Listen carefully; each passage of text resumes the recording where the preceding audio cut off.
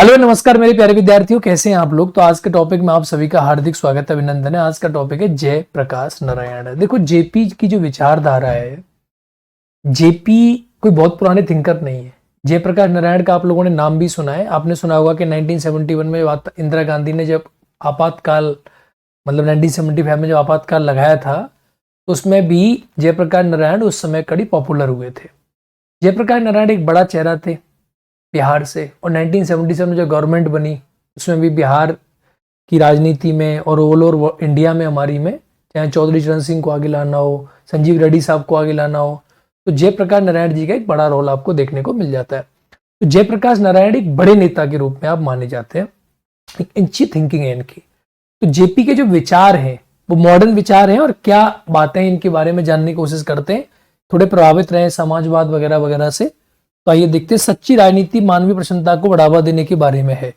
देखा, इनका जो विचार दिख रहा है कि सच्ची राजनीति का मतलब ये नहीं है भाई। जयप्रकाश नारायण कहते हैं, जयप्रकाश नारायण का कहना है कि राजनीति का मतलब ये नहीं है कि राजा जनता का खून चूस ले। सच्ची राजनीति यानी जयप्रकाश नारायण ने कहा है कि सच्ची राजनीति का मतलब है कि आप जनता को प्रसन्नता कैसे दे सकते हैं, मानवीय प्रसन्नता को बढ़ावा देने से है। राजनीति का मतलब ये नहीं कि आदमी की जान निकाल लो, आदमी का खून चूस लो, आदमी को बेरोजगार बना दो, आदमी के पैसे मार लो, गुंडागिर्दी करो। सच्ची राजनीति का मतलब होता है कि ऐसी पॉलिटिक्स करो जिससे लोगों को मानवीय प्रसन्नता मिले, लोगों के जीवन आसान करो, लोगों की जीवन शैली में सुधार करो, लोगों की मदद करो। ऐसी पॉलिटिक्स होनी चाहिए, ये कहा करते थे जयप्रकाश नारायण जी। चलिए आगे बढ़ते हैं, आगे आपको बताता हूं क्या क्या है। जेपी के बारे में अगर जानेंगे तो देखो, मैंने कहा है कि मॉडर्न ज्यादा पुराने नहीं है जेपी। तो जेपी के बारे में कह सकते हो 1979 में इनकी डेथ हुई है और 1902 में इनका जन्म हुआ है। तो देखो, बहुत पुराना वो नहीं है। अक्टूबर में इनका जन्म हुआ और 8 अक्टूबर में उनकी डेथ हुई है। यानी कहीं ना कहीं ये हमारे मेरी वाली जो अक्टूबर का महीना है उससे प्रभावित रहे हैं। इनकी आरंभिक शिक्षा पटना शहर में हुई थी। 1921 में महात्मा गांधी के असहयोग आंदोलन के आकर्षित होकर अध्ययन का बहिष्कार कर दिया था। पढ़ाई वढ़ाई छोड़ दी उन्होंने 1971 में। और ये सब ये गांधी से प्रभावित ही रहे जितने लोग रहे इस समय के। उच्च शिक्षा प्राप्त करने के लिए वे अमेरिका गए थे। कैलिफोर्निया से उन्होंने 1930 में अपना रिसर्च किया था, और इसके दौरान उन्होंने मार्क्सवाद से प्रति आकर्षित हुए थे। तो मार्क्सवाद से प्रभावित हुए थे, और जितने भी मार्क्सवाद से लोग प्रभावित होते हैं, वही मार्क्सवाद बाद में जब थोड़ा डाउन होता है तो लोग समाजवादी बन जाते हैं। और इनकी सोच समाजवादी, मार्क्सवादी, साम्यवादी थोड़ी मिक्स टाइप की थी। मार्क्स, एंजल्स, जे लेवरस्टोन तथा मानवेंद्र नाथ एम.एन. रॉय की रचनाओं का अध्ययन किया है जयप्रकाश नारायण ने। एम.एन. रॉय तो आप जानते हैं इंडिया के एक थिंकर थे, और वो प्रभावित थे ऑलरेडी मार्क्सवाद से। ये मार्क्सवाद के समर्थक बन गए। 1930 में अमेरिका में भारत लौटने के बाद जयप्रकाश नारायण भारतीय राजनीति में सक्रिय हुए, यानी पीएचडी करने के बाद। जयप्रकाश नारायण जवाहरलाल नेहरू काफी प्रभावित हुए। 1934 में आचार्य नरेंद्र देव, अशोक मेहता, अच्युतय पटवर्धन, एम.आर. मसानी, एम.एच. जोशी तथा एम.एल. तांतवाले के साथ मिलकर कांग्रेस समाजवादी पार्टी की स्थापना करी। अब ये प्रश्न यहां से एग्जाम में बनता है कि कांग्रेस समाजवादी पार्टी की स्थापना करी थी, तो आपको नजर आ रहा होगा कि समाजवाद का शब्द नाम इनको देखने को आपको मिल जा रहा है। तो कांग्रेस समाजवादी पार्टी की इन्होंने क्या करी थी, स्थापना करी थी। 1942 में भारत छोड़ो आंदोलन के दौरान गिरफ्तार किए गए थे। भारत के स्वतंत्र होने के बाद उन्होंने कई सरकारी पद स्वीकार नहीं किया। ठीक है, यानी अंग्रेजों ने कहा भी, बाद में भी उन्होंने कहा कि आप कोई सरकारी नौकरी कर लो, स्वीकार नहीं किया। 1948 में जेपी ने कांग्रेस में त्याग पत्र दे दिया। 1948 में उन्होंने कांग्रेस से रिजाइन कर दिया था। ये जो इनकी कांग्रेस थी ना, समाजवादी कांग्रेस, इस समाजवादी कांग्रेस इन्होंने सपोर्ट किया था कांग्रेस पार्टी को, और बाद में इन्होंने रिजाइन दे दिया था कांग्रेस पॉलिटिकल पार्टी से। 1992 में विनोबा भावे के भूदान, ग्रामदान इस आंदोलन से प्रभावित हुए थे। भूदान और ग्रामदान आंदोलन थे कि जमीन का दान करो। ये बेसिकली भूदान और ग्रामदान जो है ना, इस समाजवाद को प्रमोट करता है। एक प्रकार से समाजवादी आंदोलन थे विनोबा भावे के। एग्जाम में कई बार यहां से प्रश्न आपको देखने को मिलेगा। सर्वोदय समाजवादी आंदोलन से सक्रिय रूप में भाग लेने लगे। उन्होंने संपत्ति दान और जीवन दान जैसे आंदोलनों की शुरुआत करी। संपत्ति दान, जीवन दान, भूदान, ग्रामदान। 1972 में उन्होंने बिहार में मुजफ्फरपुर जिले में चल रही हिंसक नक्सलवाद के खत्म करने का प्रयास किए। 1972 में चंबल घाटी में तकरीबन 400 कुख्यात डकुओं से उनके सामने का आत्मसमर्पण किया। 1974 में जेपी ने समग्र क्रांति का नारा दिया। अब सबसे इंपॉर्टेंट चीज ये है समग्र क्रांति। मेरे हिसाब से जयप्रकाश नारायण का जो सही समय है, जो पढ़ना पड़ता है हमारी पॉलिटिकल साइंस में, वो 1971 के बाद का है। और 1971 के बाद का यानी 1974 में समग्र क्रांति की इसने बात करी। समग्र क्रांति यानी समग्र क्रांति, संपूर्ण क्रांति का नारा दिया जेपी ने। अब यहां से इंपॉर्टेंट रोल है इनका, जयप्रकाश नारायण का। इंदिरा की सरकार की गलत नीतियों के विरुद्ध शांतिपूर्ण आंदोलन की शुभारंभ किया। ये इंदिरा गांधी को टारगेट किया था मेनली। इस आंदोलन में छात्रों ने खुलकर भाग लिया। उसी में आप देखेंगे कि आज जो नीतीश कुमार है बिहार के मुख्यमंत्री, लालू प्रसाद यादव हुए, जो हमारे, ये सब लोग उसी आंदोलन के निकले हुए लोग हैं। सारे के सारे लोग उसी आंदोलन के निकले हुए लोग हैं।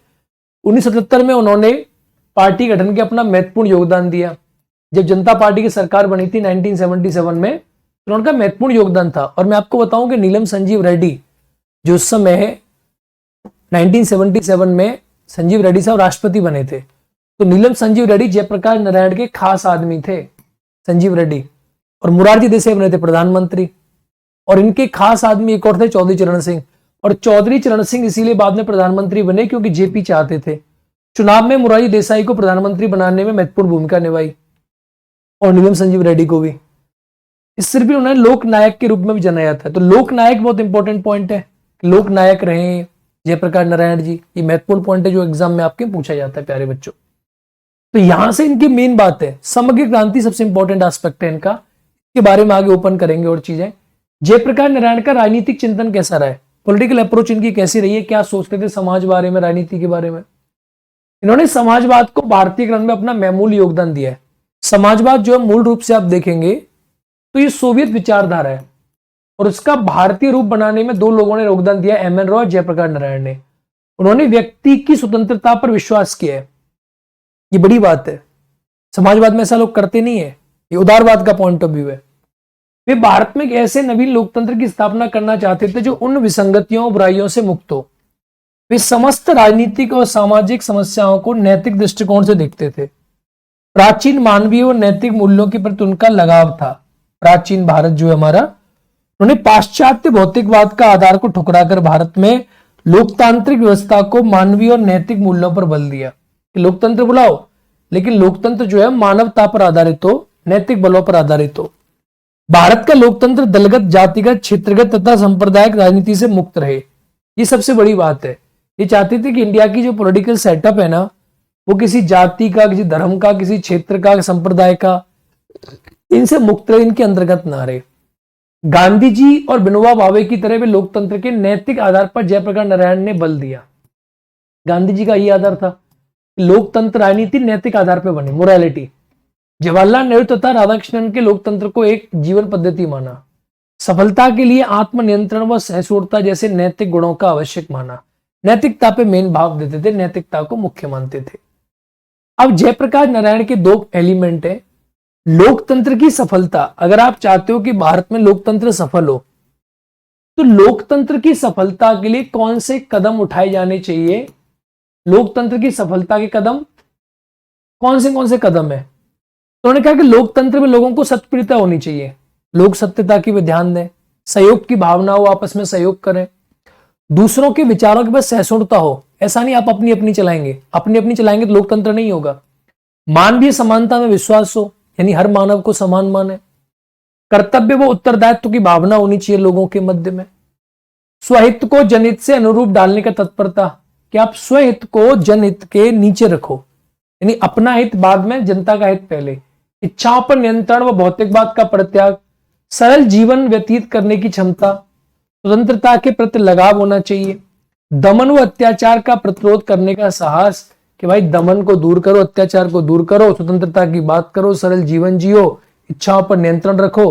हालांकि इंपॉर्टेंट नहीं है, यहाँ पर एक बात आपको मेनली ध्यान देनी है कि जयप्रकाश नारायण के जो विचार थे वो नैतिकता से प्रभावित थे, मोरालिटी को बहुत इंपॉर्टेंट मानते थे, और व्यक्ति की स्वतंत्रता। इसीलिए देखो अब दमन अत्याचार की बात कर रहे हैं, इसको आप मुक्त हो सको। भारतीय राज्य व्यवस्था की पुनर्रचना के बारे में अगर इनके बारे में बात करें, तो जयप्रकाश नारायण ने एक ऐसी राज्य व्यवस्था की कल्पना की जो सर्वोन्मुख और लोक कल्याणकारी हो, सबका विकास करने वाली। तभी इन्होंने नारा दिया था ना, संपूर्ण क्रांति, सारे प्रकार के विकास होने चाहिए, जाति धर्म सबको छोड़कर। यह सामुदायिक समाज व विकेंद्रीकरण पर आधारित था। समुदाय सर्वप्रथम वर्तमान राज्य व्यवस्था पर संसदीय लोकतंत्र की दुर्बलताओं को स्पष्ट करते हैं कि भाई संसदीय लोकतंत्र जो है वो खराब है, उसके बारे में बताते हैं, कुछ कुछ कमियां है उसके अंदर। जयप्रकाश नारायण की सच्चे संसदीय लोकतंत्र में गहरी निष्ठा थी। अच्छा होना चाहिए जिसमें मतलब दिक्कतें ना हो। भारत में क्या बहुत सारी कमियां हैं कि एक जाति एक धर्म का उसमें वो रहता है। इस प्रणाली को अच्छी प्रभावशाली प्रणाली को मानते थे। वर्तमान संसदीय लोकतंत्र को पुनर्गठित करके उसे सामुदायिक समाजों विकेंद्रीकरण पर आधारित बनाना चाहते थे। इसका मतलब क्या है? ये संपूर्ण समुदाय उसकी भावना उसके अंदर होनी चाहिए, यानी संपूर्ण समाज जो है ना वो उसमें पार्टिसिपेट करे। ऐसे नहीं कि एक जाति की सरकार बन गई, सिर्फ सरकार कांग्रेस की बन गई। हमारे कंट्री में यही प्रॉब्लम थी, इंदिरा गांधी आई या जो भी आया, एक जाति धर्म की सरकार बन गई, एक समुदाय का प्रतिनिधित्व हो गया। संपूर्ण समुदाय, सामुदायिक का मतलब क्या होता है? Community development. संपूर्ण समुदाय आने चाहिए उसके अंदर, ऐसा लोकतंत्र बनना चाहिए। सामुदायिक समाज व विकेंद्रीकरण वर्तमान संसदीय लोकतंत्र का सबसे गंभीर दोष इसका अत्यधिक केंद्रीकृत चरित्र है। सारी पावर एक आदमी के हाथ में आ जाती है। जैसे ये देखो, ये पार्लियामेंट है, लेकिन इस पार्लियामेंट को उंगली से नचा रही है कौन? इंदिरा गांधी। ये उनका कहना था। और अब कौन मचा रहा है? अब कौन नचा रहा है? इसको नचा रहा है नरेंद्र मोदी। तो parliamentary form of the government की बड़ी प्रॉब्लम है। हालांकि ये तभी थी, आजकल तो सुधर गया। अब तो सरकार बनती नहीं है बिना गठबंधन के। अब गठबंधन की सरकार ही चाहते थे जयप्रकाश नारायण जी, जेपी साहब। देख लो, गठबंधन की सरकार चाहते थे और ऐसा लोकतंत्र चाहते जिसमें केंद्रीकरण ना हो। मोदी जी ने ये तो पढ़ लिया कि जयप्रकाश नारायण जो है वो कांग्रेस के विरोधी थे, और मोदी जी ने ये नहीं पढ़ा कि जयप्रकाश नारायण ये कहते थे केंद्रीकरण नहीं होना चाहिए। मोदी जी सुन रहे हो आप मेरी बात? ठीक है, चलिए आगे देखो। स्वशासी संस्थाओं के अभाव और औद्योगिक व्यवस्था की जटिलताओं ने केंद्र की सरकार को बहुत शक्तिशाली बना दिया था। जिससे व्यक्ति की महत्वता गौण हो गई थी, यानी व्यक्ति का जो महत्व बेकार हो गया था। अगर गवर्नमेंट बहुत सेंट्रलाइज होगी, बहुत पावरफुल होगी, तो आदमी का इंपॉर्टेंस नहीं होगा उसके अंदर। तो गठबंधन की सरकार में क्या होता है? हर जाति का आदमी है, हर धर्म का आदमी है, तो हर आदमी की बात सरकार तक पहुंचती है। राज्य के लोक कल्याणकारी स्वरूप को नियोजित अर्थव्यवस्था के विचार पर बल दिए जाने के कारण केंद्रीकरण की प्रवृत्ति और तेज हुई। ठीक है, क्योंकि लोक कल्याणकारी स्वरूप और नियोजित अर्थव्यवस्था, अगर आप प्लान्ड इकोनॉमी लेकर आओगे तो सरकार और सेंट्रलाइज्ड होगी अगर विकास करना है तो। इससे क्या हुआ? लोकतंत्र खराब हो गया। नौकरशाही की शक्ति में वृद्धि हुई। लोक सेवकों को अधिनायकवाद को जन्म हुआ। टोटलिटरिज्म जिसे कहते हैं, लोक सेवक बड़े पावरफुल हो गए। अरे डीएसपी साहब है, एसडीएम साहब है, आईएएस साहब है, ये विकास थोड़ा करते हैं किसी का। एक ऐसी नौकरी होती है जो आदमी अपना ही विकास करता है। देश लूटने वाले लोग होते हैं, आईएएस, आईपीएस, डीएसपी, सब देश लूटते हैं। अब ये देश लुटेरे जो है, इनका ज्यादा महत्व बढ़ गया, इनका इंपॉर्टेंस ज्यादा बढ़ गया। तो इसीलिए ये चाहते हैं कि शक्ति का जो विकेंद्रीकरण होना चाहिए, शक्ति किसी एक आदमी के हाथ में ना रहे, जनता के हाथ में पावर रहे। जब पावर जनता के हाथ में रहेगी तो सारी चीजें दूर हो जाएंगी। मैं आपको एक बात बताता हूं, आप गौर कीजिए। जब भी किसी कंट्री में इकोनॉमी पे ज्यादा ध्यान दिया जाएगा, विकास पे ज्यादा ध्यान दिया जाएगा, सेंट्रलाइज्ड इकोनॉमी पे ज्यादा ध्यान दिया जाएगा, उसमें क्या होगा? नेताओं की पावर बड़ी बढ़ेगी। और नेता को जानते नहीं है तो ब्यूरोक्रेट्स की पावर बहुत बढ़ेगी। जब ब्यूरोक्रेट्स की पावर बहुत ज्यादा बढ़ जाती है ना, तो देश में लोकतंत्र खतरे में आ जाता है दोस्तों। लोकतंत्र का धज्जी उड़ जाती है। और आप चाहते हो कि लोकतंत्र खतरे में ना आए, तो ब्यूरोक्रेट्स की जो पावर है वो हमेशा कंट्रोल लेनी चाहिए, लोकतंत्र खतरे में नहीं आएगा। बात समझ आ रही है कि नहीं आ रही है मेरे प्यारे बच्चों? चलिए, जयप्रकाश नारायण वर्तमान संसदीय लोकतंत्र में बहुमत द्वारा निर्वाचित समर्थित शासन व्यवस्था ही नहीं मानते थे। वर्तमान संसदीय लोकतंत्र में बहुमत द्वारा निर्वाचित समर्थित शासन व्यवस्था नहीं मानते थे। क्या भाई बहुमत के आधार पर आपने बना लिया? अल्पमत का भी ध्यान दो, जो कम लोग हैं उनका भी ध्यान दो, मुस्लिमों का भी ध्यान दो। वे अल्पमत द्वारा निर्वाचित समर्थित व्यवस्था मानते थे, यानी जो कम लोग हैं उनका भी ध्यान दो। अगर बहुमत की सरकार बनेगी तो अल्पमत को कौन पूछेगा भाई? जयप्रकाश नारायण आम चुनाव पद्धति के विरुद्ध थे क्योंकि यह अत्यधिक खर्चीली थी। आम चुनाव पद्धति मतलब दो प्रकार के सिस्टम है, first post the pass system और एक है सिंगल ट्रांसफर वोट सिस्टम। तो आप जानते हैं एक होता है कि भाई ज्यादा आदमी ज्यादा, जिसकी तरफ ज्यादा वोट उसका चुनाव जीत जाए। एक होता है नहीं, चुनाव जीतने के लिए कम से कम 50% चाहिए। तो आम में क्या है? जिसके ज्यादा वोट चुनाव जीत जाता है। तो ये मानते थे आम नहीं, कम से कम 50% मत चाहिए। जयप्रकाश नारायण ने आम चुनाव की व्यवस्था का विरोध किया। कानून बनाने वाली विधानसभाएं अस्थायी सदन न होकर एक स्थानीय सदन हो। इसने ये भी कहा संसदीय लोकतंत्र के संचालन में शक्ति का बहाव उल्टा होता है। इसकी स्थिति में एक उल्टे पिरामिड की भांति जो अपने सिर के बल खड़ा है, इस आधार पर बल खड़ा होना चाहिए। उन्होंने कहा संसदीय लोकतंत्र में संचालन शक्ति का भाव उल्टा होता है, यानी जो पावर है ना, देखो ऐसे होता है, आप ऐसे मान के चलें, आप ऐसे मानकर चलें, जो पार्लियामेंट्री फॉर्म दी गवर्नमेंट होती है इसमें ऐसे करके ट्रायंगल बनता है, ऐसे करके, यानी ऐसे करके पिरामिड की बात होता है। जो अपने सिर के बल खड़ा है, जो कि इस आधार के बल खड़ा होना चाहिए, जो कि होना कैसा चाहिए, ऐसा होना चाहिए, ऐसा होना चाहिए। यानी कम लोगों से ज्यादा लोगों ने शक्ति ले रखी है, जनता सबसे नीचे है, ऊपर के लोग सबसे पावरफुल है। जो कि जनता में शक्ति होनी चाहिए, ऊपर पावर कम होनी चाहिए, ऐसा इन्होंने कहा। पॉलिटिकल पार्टी के बारे में इनके क्या विचार थे? राजनीतिक दलों के अस्तित्व को संसदीय लोकतंत्र के एक महत्वपूर्ण दोष मानते थे। पॉलिटिकल पार्टी जो है ये पार्लियामेंट्री सिस्टम में खराब चीज है, लोकतंत्र की मूल भावना के विरुद्ध मानते थे। राजनीतिक दलों का उद्देश्य जनता की सेवा करना नहीं, वरन सत्ता पर अधिकार जमाना तथा दलीय व वर्गीय हितों की पूर्ति करना है। देखो जयप्रकाश नारायण जी जो है एकदम साफ बात कहते हैं, और जेपी को लोग पढ़ते हैं और जेपी को लोग मानते हैं, लेकिन ये नहीं मानते कि जयप्रकाश नारायण जी साफ तौर पे एक बात कहते हैं कि सत्ता का केंद्रीकरण होना चाहिए, शक्ति का केंद्रीकरण नहीं होना चाहिए, शक्ति किसी एक के हाथ में नहीं होनी चाहिए, शक्ति को बांटो। हर नेता चाहता है मेरे पास ज्यादा पावर हो, हर अधिकारी चाहता है मेरे पास ज्यादा पावर हो, भाई शक्ति जनता में रहनी चाहिए। दूसरी चीज, पॉलिटिकल पार्टीज के बारे में जयप्रकाश नारायण जी का क्या विचार है? जयप्रकाश नारायण जी कहते हैं देखो पॉलिटिकल पार्टी जो है ना स्वहित पे कार्य करती है, अपना पेट भरे बाकी जनता भूखी मरे, इनको अपने आप से मतलब है। और जब पॉलिटिकल पार्टी ऐसी होंगी जो सत्ता प्राप्त करने की कोशिश करेंगी तो देश का विकास कभी होगा नहीं। भाई पॉलिटिकल पार्टी ऐसी हो जो नैतिकता पर आधारित हो, जनता का कल्याण करे, जन कल्याण करे। आप पॉलिटिकल पार्टी कैसी बन रही है? अपना कल्याण, सिर्फ स्वहित। तो अपना काम करना है, जनता की सेवा नहीं करना है। जनता पर अधिकार जमाना है, तुम्हारे नौकर हो, जनता को नौकर समझना, जनता गुलाम समझना, ये पॉलिटिकल पार्टी की विचारधारा बहुत ही गंदी, घटिया और नीचता भरी विचारधारा होती है मित्रों। ऐसी पॉलिटिकल पार्टी को आप वोट की जगह डंडा दें, डंडा से स्वागत करें और आप जागरूक नागरिक हो जाएंगे। चलिए, राजनीतिक दलों का हस्तक्षेप में नैतिकता, हास और बेईमानी, जोड़ तोड़ और भ्रष्टाचार को बढ़ावा मिलता है।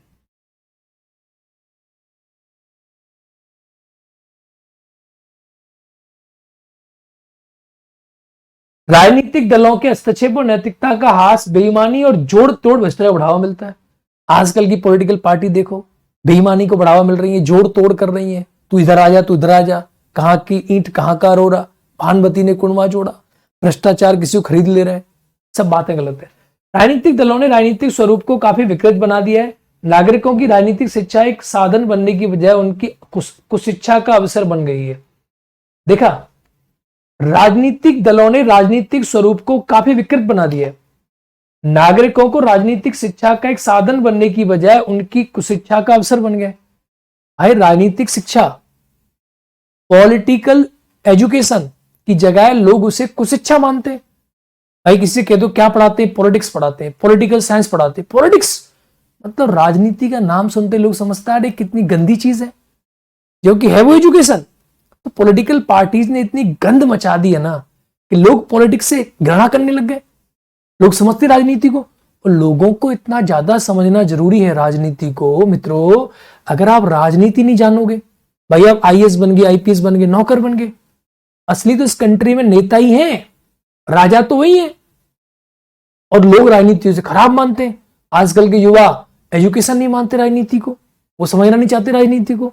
क्यों? पॉलिटिकल पार्टीज ने ऐसा सेटअप बनाया है कि लोग राजनीति से नफरत करें और उनके बच्चे नेता बने, राजनीति में मलाई खाएं, उनके नीचे हमारे बच्चे, पढ़े लिखे बच्चे, डीएम, एसपी, उनकी सलामी ठोके।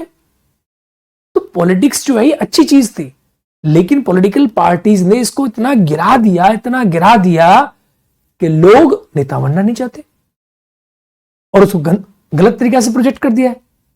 ये बड़ी चीज है कि नहीं है? चलिए, कुशिक्षा का अवसर बन गया। दलविहीन लोकतंत्र की स्थापना ही आवश्यकता पर बल दिया। उन्होंने कहा दलविहीन लोकतंत्र बनाओ, पॉलिटिकल पार्टी वाला। अब दलविहीन लोकतंत्र और नई शासन प्रणाली की अवधारणा ये क्या थी इनकी? पार्टिसिपेटरी डेमोक्रेसी के बारे में कहते हैं कि भाई ऐसी पॉलिटिकल पार्टी बनाओ जिसमें दल ही ना हो, दलविहीन लोकतंत्र। जयप्रकाश नारायण ने केवल वर्तमान शासन प्रणाली या संसदीय लोकतंत्र की कमजोरियों को दूर करने के लिए एक विकेंद्रीकृत एवं दलविहीन लोकतंत्र का प्रारूप प्रस्तुत किया। और जो दलविहीन लोकतंत्र है जयप्रकाश नारायण का, इसे सहभागी लोकतंत्र कहते हैं, कोऑपरेटिव डेमोक्रेसी। नई राजनीतिक व्यवस्था में शासन की पहली सर्वोच्च इकाई ग्राम सभा होगी। तो ये इंस्पायर्ड है महात्मा गांधी से। इसमें संबंधित गांवों के सभी वयस्क सदस्य माने जाएंगे जो सत्ता व संसाधनों पर प्रत्यक्ष रूप से प्रयोग करेंगे। इसमें लोग दिन प्रतिदिन के कार्यों को निर्वहन के लिए आपसी सहमति कर पर्ची डालकर एक एग्जीक्यूटिव प्रणाली की स्थापना करेंगे। इसे ग्राम पंचायत कहा जाएगा। तो ये मानते थे स्थानीय स्वशासन सबसे बेटर है, जनता की सहभागिता बढ़े, लोग अपने काम अपने आप डिसाइड करें। एक आदमी नेता बन गया, अब मजे ले रहा है जीवन के, वो सब नहीं, लोग अपनी सहभागिता खुद डिसाइड करें। तो ई बिलीव इन पार्टिसिपेटरी डेमोक्रेसी, सहभागी लोकतंत्र। ये क्वेश्चन एग्जाम में कई बार आया है। ये सहभागी लोकतंत्र में विश्वास करते थे। नई आर्थिक व्यवस्था का मतलब क्या है? ये कहते थे आर्थिक क्षेत्र में विकेंद्रीकरण हो संसाधनों का। उनकी मान्यता थी कि गांवों को आर्थिक दृष्टि से आत्मनिर्भर बनना चाहिए। आर्थिक, अब गांव हमारे आत्मनिर्भर कहां है बताओ, डिपेंडेंट है बेचारे। आर्थिक क्षेत्र में विकेंद्रीकरण लाना होगा। केवल अर्थव्यवस्था ही नहीं, स्वामित्व का विकेंद्रीकरण भी आवश्यक है। कि ऐसा नहीं कि भैया आपने कह दिया कि अर्थव्यवस्था का विकेंद्रीकरण हो गया, प्रॉपर्टी का भी होना बहुत जरूरी है। एक आदमी करोड़पति, एक आदमी खाकपति, ऐसा नहीं होगा। उनके अनुसार वर्तमान आर्थिक केंद्रीकरण बड़े पैमाने पर औद्योगिकरण का परिणाम है। क्योंकि औद्योगिकरण में क्या होता है, उदारीकरण। औद्योगिकरण में एक आदमी पैसे वाला बन जाता है। आर्थिक विकेंद्रीकरण से बड़े पैमाने पर घरेलू, कुटीर व छोटे उद्योगों को स्थापित किए जाएंगे। बड़े उद्योगों प्रतिद्वंदात्मक, शोषणात्मक, नौकर, सहयोगी, सहकारी हो। तो सहकारी कृषि, सहकारी उद्योग के बारे में बात करते हैं। ये भी कोऑपरेटिव सोसाइटीज होती हैं। जयप्रकाश नारायण की नवीन आर्थिक व्यवस्था में नियोजित विकास को महत्वपूर्ण स्थान दिया है। तो यहां पर एक शब्द आपको पकड़ना है, प्लान्ड इकोनॉमी। नियोजित विकास, सॉरी प्लान्ड डेवलपमेंट, नियोजित विकास, ये इंपॉर्टेंट टर्म है जो एग्जाम में पूछा गया आर्थिक व्यवस्था के संबंध में। ये नियोजित विकास की बात करते हैं और सहभागी लोकतंत्र की बात करते हैं। मुझे लगता है समझ आ गया होगा। अब योजनाबद्ध विकास कैसे होगा? नियोजित विकास, योजनाबद्ध विकास। लोगों के लिए रोजगार के अवसर पैदा करना, ये बहुत जरूरी है, करो। काम के अधिकतम न्यूनतम घंटे सुनिश्चित करना, ये बहुत जरूरी है। लोगों के जीवन निर्वाह के लिए आवश्यक दशाएं तैयार करना कि लोग कम से कम कैसा काम करना है ये पता चल सके। रोजगार के अवसर दो, न्यूनतम घंटे बताओ, और ऐसा नहीं फैक्ट्री में काम करवा रहे, थोड़ा काम करने की ठीक दिशाएं दो मानव अधिकार के पॉइंट ऑफ व्यू से। अब ये इनका सर्वोदय समाज का एक कॉन्सेप्ट था, ये भी मैं आपको समझाता हूं। सर्वोदय समाज, जो कि जेपी ने इसके बारे में बात करी। इसने कहा सर्वोदय यानी सबका उदय। सर्वोदय जो शब्द है वो सभी का उदय का कल्याण है। सर्वोदय दो शब्द से बना है, सर्व यानी सबका, उदय मतलब कल्याण। जयप्रकाश नारायण ने सर्वोदय को लोकतांत्रिक समाजवाद का चरम आदर्श माना। वे सर्वोदय को सामाजिक दर्शन माना। राज्य का हस्तक्षेप कम से कम हो, राजनीतिक स्थान पर लोकनीति, राज्य शक्ति के स्थान पर लोक शक्ति का बोलबाला हो। ये सबसे इंपॉर्टेंट चीज है कि राजनीति की जगह पर आप लोक नीति लाओ, जनता की नीति लाओ, और राज्य शक्ति के स्थान पर आप लोक शक्ति लाओ, जनता की शक्ति लाओ। सर्वोदयी समाजवाद में लोकतांत्रिक समाजवाद मानते थे, डेमोक्रेटिक सोशलिज्म। और डेमोक्रेटिक जो सोशलिज्म मैं आपको बता दूं, ये मार्क्सवाद और गांधीवाद का मिश्रण है। लोकतांत्रिक समाजवाद इन दोनों का मिश्रण है और इस सर्वोदय से ही बनेगा ये। इसमें केवल स्वतंत्रता, न्याय, समानता के अवसर प्राप्त होंगे, बल्कि इसमें एक ऐसी लोकतांत्रिक व्यवस्था बनेगी जो व्यक्ति की स्वतंत्रता पर आधारित होगी, जिसे व्यक्ति अपनी शासन व्यवस्था को निर्माता स्वयं होगा। यानी आदमी खुद अपनी पॉलिटिकल सेटअप को बनाएगा, डिपेंडेंट किसी के ऊपर नहीं होगा। ये व्यवस्था पूरी तरह विकेंद्रीकृत होगी, डिसेंट्रलाइज होगी, एक जगह पावर नहीं होगी। इसमें सत्ता, संसाधन, शासन की प्राथमिकता इकाई ग्राम सभा के पास होंगे। ग्राम सभा को मेन चीज मानते हैं। सर्वोदयी समाजवाद एक ऐसी सामाजिक व्यवस्था होगी जिसमें जाति पाति, ऊंच नीच का भेदभाव नहीं होगा। केंद्रीय सरकार के पास पंचायतें तुलना में सत्ता के संसाधन कम होंगे। ठीक है, पंचायतों के पास ज्यादा पावर होगी और सरकार जो केंद्रीकृत होंगी बस पावर कम होगी। सर्वोदय संबंधी विचार ग्राम स्वराज, विकेंद्रीकरण, नवीन सामाजिक आर्थिक क्रांति को संकेत करते हैं। ये मेन पॉइंट है, जो ग्राम स्वराज की बात करते हैं, विकेंद्रीकरण की बात करते हैं। सर्वोदय की मान्यताओं के आधार पर भूदान, ग्रामदान, बुद्धिदान, श्रमदान, प्रेमदान ये सब सम्मिलित है। प्रेमदान भी है इसमें। जयप्रकाश नारायण ने अंतिम चरण में विनोबा भावे के दान, भूदान आंदोलन को, संपत्ति दान, जीवन दान को समर्थन किया और उसमें जुड़ने की बात करी। तो दान को लेकर इनके विशेष विचार थे। राष्ट्रवाद के बारे में क्या सोचते थे, इससे भी क्वेश्चन पूछा है, राष्ट्रवादी थे कि नहीं थे। जयप्रकाश नारायण राष्ट्रीय एकता को काफी महत्व दिया था। वे राष्ट्रवाद को भारत में पूर्णतः पुष्पित और पल्लपित मानते थे। उनके अनुसार भारत न तो कभी राष्ट्र रहा, न आज ही एक राष्ट्र है। किसी भी देश में राष्ट्रीयता के विकास के लिए राष्ट्रीय चेतना की आवश्यकता होती है। भारत न तो कभी राष्ट्र रहा और न आज ही भी एक राष्ट्र है। भारत एक जो है मूल राष्ट्र के रूप में मानते थे भारत को। और राष्ट्रवाद के विकास के लिए राष्ट्रीय चेतना जरूरी होती है और राष्ट्रीय चेतना का विकास आपको करना चाहिए। इसलिए इनको बीजेपी सपोर्ट भी करती है, जयप्रकाश नारायण जी को। राष्ट्रीय चेतना कैसे पैदा होती है? राष्ट्र की स्वयं स्पष्ट भू संपदा होनी चाहिए। प्रत्येक राष्ट्र के 3 तत्व होते हैं। तो मैंने वैसे आपको 4 पॉलिटिकल साइंस में पढ़ते हैं। एक तो होता है भूभाग, दूसरा होता है एक समान राज्य की प्रतिनिधि करने वाली राजनीतिक एकता, जिसको हम नाम देते हैं सरकार, अंतरराष्ट्रीय विधि तथा अन्य राष्ट्रों द्वारा मान्यता प्राप्त पृथक संप्रभु राष्ट्रीय संबद्धता, और एक बोलते हैं संप्रभुता। तो 3 पॉइंट तो हो गए, भूभाग, सरकार, संप्रभुता, और एक चौथा पॉइंट होता है जनता। तो राज्य के 4 ही पॉइंट होते हैं, लेकिन जेपी ने 3 पॉइंट मान रखे। एक तो है संप्रभुता कि हम अपनी निर्णय खुद ले सके, एक है सरकार और एक है भूभाग। समग्र क्रांति के बारे में 2-3 बातें और लास्ट में मैं आपको बता देता हूं, जिससे कि आप थोड़ा समझ सकें और फिर ये खत्म हो जाएगा। समग्र क्रांति के बारे में थोड़ा और जान लो। समग्र क्रांति यानी संपूर्ण क्रांति। समग्र क्रांति का विचार जेपी ने 1974 में दिया। समग्र क्रांति के विचार में संघर्ष की भूमिका को महत्वपूर्ण स्थान दिया। संघर्ष मार्क्सवाद के वर्ग संघर्ष सिद्धांत के अनुरूप ही हो। संघर्ष होगा पिछड़ों में और अग्रड़ों में। उनकी मान्यता थी कि भारत में गांधीवाद के व्यापक प्रभाव के कारण मार्क्सवाद वर्ग संघर्ष सफल नहीं हो सकता। ये एक ऐसी क्रांति हो जिसमें सभी वर्ग के लोग भाग लेंगे। समग्र क्रांति में सभी लोग भाग लेंगे, ऊंचा नीचा छोटा बड़ा। एक मिश्रित क्रांति होगी जिसमें पिछड़े दलित सभी का बहुमत होगा। उच्च वर्ग के लोग भी इसमें या तो सहयोग देंगे या सक्रिय रूप से भाग लेंगे, जो समानता लाना चाहते हैं। इसमें युवा बुजुर्ग सभी होंगे। समग्र क्रांति के संदर्भ में मिश्रित अर्थव्यवस्था की प्रस्तावना का महत्व दिया। यह अर्थव्यवस्था शोषण रहित होगी, जनता की मूलभूत आवश्यकताओं रोटी कपड़ा मकान की पूर्ति करेगी, सभी लोगों के बीच इस वस्तुओं का समान बंटवारा होगा।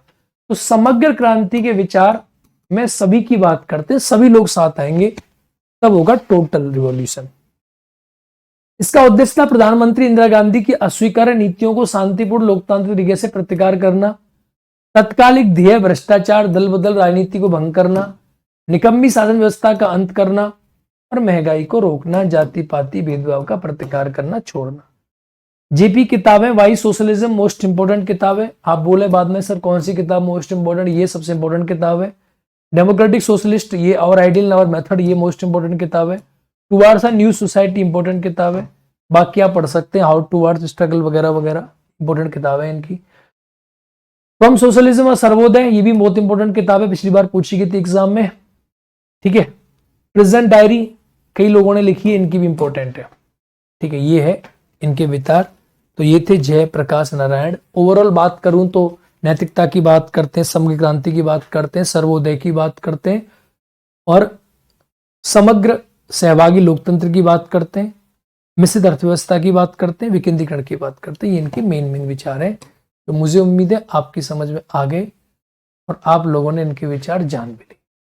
ये थे जयप्रकाश नारायण मेरे प्यारे, ठीक है। ठीक है, टेढ़ा सा कैसे लग रहा हूँ भाई इसमें?